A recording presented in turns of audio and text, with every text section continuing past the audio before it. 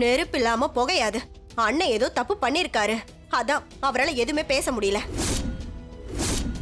ஊரே அவரை பார்த்தா அசிங்கமா பேசுது. அண்ணன்னு சொல்லிக்கிறதுக்கு எனக்கு வெக்கமா இருக்கு. என்னடி சொன்ன? என்னாச்சு உங்களுக்கு? என்னம்மா என்ன பேச்சு பேசிட்டு இருக்கா அவ? ஏய், இதுக்கு மேல ஒரு வார்த்தை பேசுன அவ்வளவுதான்.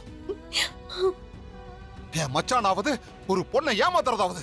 ஏடி, அவர் கூட பிறந்த தங்கச்சி மாதிரியே பேசுற நீ? என்னையே அடிச்சிட்டீங்கல்ல நீங்க. கட்டின பொண்டாட்டியை விட என் அண்ணன் தான் உங்களுக்கு முக்கியமா? போங்க, அவருக்காக யாரையாவது போய் குத்தி கொலை பண்ணுங்க, ஜெயிலுக்கு போங்க. தூக்கு தண்டனை வாங்கி செத்து தொலைங்க. எனக்கு என்ன வந்துச்சு? அம்மா, என்ன இருந்தாலும் பத்மாவை இப்படி கை நீட்டினது தப்புன்னு. மனசாட்சி உள்ள ஒருத்தி இப்படி பேசுவாளாமா? இவளுக்கெல்லாம் இப்படித்தான் பதில் சொல்லி ஆகணும். சரி விடுங்கண்ணே, இதை இப்படியே வளர விடாதீங்க. போய் அவளை சமாதானப்படுத்துங்க போங்க. அப்புறம் மறுபடியும் அந்த ஜீவாவை ஏதாவது பண்ண போறேன்னு நீங்க அங்க போக கூடாது, புரிஞ்சதுல? சரிம்மா. இதுக்கு ஏதாவது வழி இருக்கான்னு யோசிச்சியா? இது வீண் பழின்னு நிரூபிக்க ஒரே ஒரு வழிதான் இருக்கு. என்ன வழி? DNA test. பெரியப்பாவுக்கும் ஜீவாவுக்கும் பிளட் சாம்பிள் எடுத்து டிஎன்ஏ டெஸ்ட்டுக்கு கொடுத்தோம்னா அவன் பெரியப்பாவோட புள்ளையா இல்லையான்னு தெரிஞ்சிடும். அப்படி தெரிஞ்சிட்டா அவன் புள்ள என்ன உரிமை கொண்டாட முடியாது. அதுக்கப்புறம் இந்த வழக்கு நடக்க வேண்டிய அவசியமே இல்லாம போயிடும்ல. நம்ம இத பத்தி மாமாட்ட பேசலாமா? இப்ப வேண்டாம் சீனு. பஞ்சாயத்துலயே டாக்டர் வர வச்சு சாம்பிள் எடுத்துடலாம். அங்க மாமா இதெல்லாம் வேண்டான்னு சொல்லிட்டாருன்னா? அப்படி சொல்ல மாட்டாரு. அவரு தான் பையன் இல்லைன்னு நிரூபிக்கணும்னு தான் நினைப்பாரு. நீ பல தடவை சொல்லிட்டப்பா, இருந்தாலும் மனசு கேட்கல. சாப்பிட பிடிக்கல, படுத்தா தூக்கம் வரல. உன் நினைப்பாவே இருக்குப்பா. என்னைக்கும் இல்லாம உன் தம்பியே பதில் சொல்லுன்னான்னு உன்கிட்ட கோவமா பேசிட்டான். அதுக்கப்புறம் பார்வதி பத்மா கூட அவ்வளவு பேசினாங்கப்பா. அப்ப கூட கோவப்படாம அமைதியா யார் எப்படி கேட்டாலும் நான் பதில் சொல்ல மாட்டேன்னு சொல்லிட்டு வந்துட்டியேப்பா. பதில் சொல்ல முடியாம மறுகிற, நெறிஞ்சு முள் குத்துன மாதிரி தவிக்கிற. சரிப்பா, ஊர் முன்னாடி வேண்டாம், நம்ம வீட்டாளுங்க முன்னாடியும் வேண்டாம். அதான் நான் உன்னை தனியா பார்த்து பேசிட்டு போலான்னு வந்தேன். நான் உன் அம்மா தானப்பா, என்கிட்ட எதுக்காகப்பா மறைக்கிற? உன் மனச பாரமா அழுத்துற. அந்த ரகசியத்தை என்கிட்ட சொல்லு. நான் யார்கிட்ட சொல்ல போறேன்? என்னன்னு என்கிட்ட சொல்லுப்பா. கடவுளே, இது என்ன சோதனை? யார்கிட்டயும் சொல்லக்கூடாதுன்னு அப்பா சத்தியம் வாங்கியிருக்காரு. நான் எப்படிமா சொல்லுவேன்? என்ன என்ன ரகு யோசிக்கிற? அம்மா, நான் ஒரு விஷயத்தை மறைச்சு உங்க எல்லாரையும் தவிக்க விடணும்னு நினைக்கல. ஆனா என்ன பண்ணட்டும்? அம்மா, என்ன மன்னிச்சிருங்கம்மா. என்னால சொல்ல முடியாது. அந்த புவனா உன் மேல சேத்த வாரி இறக்கிறாப்பா. நீ இப்படி அமைதியா இருந்தா அவ சொன்னதெல்லாம் உண்மைன்னு ஆயிடுமேப்பா. ஒட்டுமொத்த ஊரே பாக்குற மத்தியில உங்களை நிக்க வச்சு உங்க முன்னாடிலாம் உட்காந்துருக்கு நினைக்காது. உங்க முன்னாடிலாம் என்னைக்காவது உட்காந்துருக்கு நானே. ஐயோ, உங்க முன்னாடி உட்காந்து உங்களையே கேள்வி கேட்கிற மாதிரி. ஐயோ சிவராமா, சிவராமா. ஐயோ, வீட்டுல அன்னைக்காக பேசுறேன்னு சொல்லிட்டு இது வரைக்கும் பேசுனதே இல்லையே. உன்னையவே எழுத்து பேசிட்டேனே.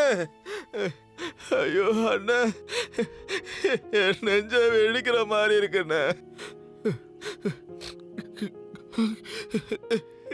என்னால தாங்க முடியலண்ணே, என்னால தாங்க முடியல. மனசுக்கு ரொம்ப பாரமா இருக்கு மாமா. ஏமாச்சா, அதுக்கு இதை குடிச்சா சரியாயிருமா? இத குடிக்கிறோமோ குடிக்கலையோ அதெல்லாம் தெரியல மாமா. ஆனா என்ன பண்ணா மனசுல இருக்கிற பாரெல்லாம் குறையுன்னு ஏதாவது பண்ணிட்டு இருக்க மாமா, பண்ணிக்கிட்டு இருக்க மாமா. மாமா, எங்க அண்ணன் வாயவே திறக்க மாட்டேன்றாரு மாமா. இன்னைக்கு அமைதியா இருந்துட்டாரு சரி, ஆனா நாளைக்கு பஞ்சாயத்துல தீர்ப்பு சொல்லும் போது இப்படியே இருந்துட்டாருனா நிலைமைய கொஞ்சம் யோசிச்சு பாருங்க மாமா. எங்க உங்க அண்ணனுக்கு எதிராக தீர்ப்பு சொல்ல வேண்டி வந்துருமோன்னு நீங்க இங்க கவலைப்படுறீங்க? மச்சானுக்கு தப்பா தீர்ப்பாயிருமோன்னு நாங்க கவலைப்பட்டுக்கிட்டு இருக்கோம். அந்த பயலை குத்தி கொண்டிருக்கணும் மச்சான். தப்பிச்சிட்டான். மாமா என்ன மாமா சொல்றீங்க? அந்த ஜீவாவை சமாதானமா பேசி கூட்டிட்டு வரலான்னு தான் மச்சான் போனேன். அந்த புவனாவும் அவளோட அண்ணனும் அவனை தூண்டி விட்டு ஜானகி தங்கச்சியவே தப்பா பேசலாம் மச்சான். என்ன விட்டுருந்தா என்ன அப்படியே சுருகி இருப்பேன். போலீஸ்காரங்க வந்து தடுத்துட்டாங்க. இல்லைன்னா அவனை குத்திட்டு இந்நேரம் நான் லாக்கப்ல இருந்திருக்கணும். ஐயோ மாமா, அண்ணன் மட்டும் வாயை திறக்கலன்னா அப்புறம் அந்த பஞ்சாயத்துல நான் தீர்ப்பு சொல்ல வேண்டியதா இருமே. ஐயோ என்னால முடியாது மாமா, என்னால முடியவே முடியாது.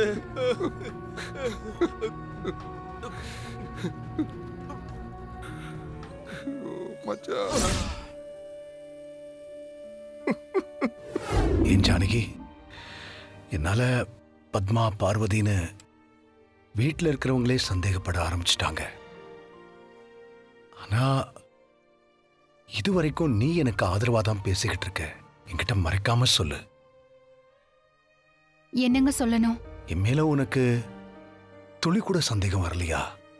என்னங்க இப்படி கேக்குறீங்க? இல்ல, உன்னையா அறியாம உன்னோட ஆழ் மனசுல நான் தப்பு பண்ணிருப்பேனோன்னு தோணிருக்கோம்ல? என்னங்க, எனக்கு அப்படி ஒரு எண்ணம் வரும்னு நீங்க நினைக்கிறீங்களா? எனக்குமே அப்படி ஒரு நினைப்பு வந்திருந்தா இத்தனை காலமா நம்ம அந்யோன்யமா தம்பதிகளா வாழ்ந்ததுல அர்த்தமே இல்லைங்க. உங்களை சந்தேகப்பட்டேனா எனக்கு ஏன் அப்படி தோணுச்சுன்னு சொல்லி அத நான் தாங்கிக்க முடியாம என்ன நானே மாய்ச்சுக்குவேங்க. ஏய் ஜானகி, என்ன பேச்சு இது? இது வரைக்கும் நமக்குள்ள எந்த ஒரு ஒளிவு மறைவும் இல்லைன்னு நினைச்சிட்டு இருந்தேன். ஆனா என்கிட்ட கூட சொல்ல முடியாத விஷயம் உங்களுக்குள்ள ஒண்ணு இருக்குன்னா, ஐயோ, உங்க மனச அழுத்துற அந்த விஷயத்த உங்களுக்குள்ளேயே போட்டிக்கிட்டு அழுத்திக்கிட்டு எப்படி இவரால வெளியே சகஜமா இருக்க முடியுதுன்னு தான் எனக்கு கவலையா இருக்குங்க. நிஜமாவா ஜானகி சொல்ற? ஆமாங்க, நீங்க சுமக்கிற இந்த பாரத்துல இருந்து நாம கும்பிடுற சாமி உங்களை சீக்கிரமா விடுவிக்கணும்னு தான் நான் வேண்டிட்டு இருக்கேன்.